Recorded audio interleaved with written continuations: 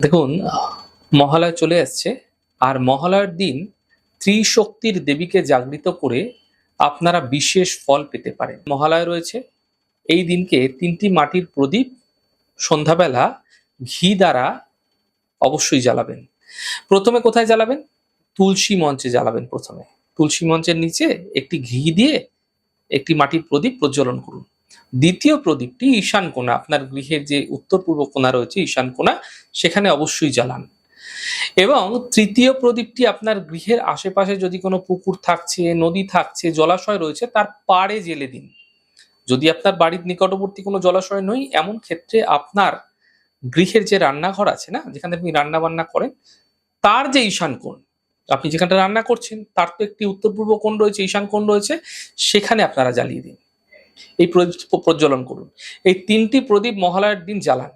এতে পিতৃলোক যেরকম প্রসন্ন হয় এবং সকল দেবদেবীর আশীর্বাদ আপনার জীবনে আসতে আপনারা দেখতে পাবেন।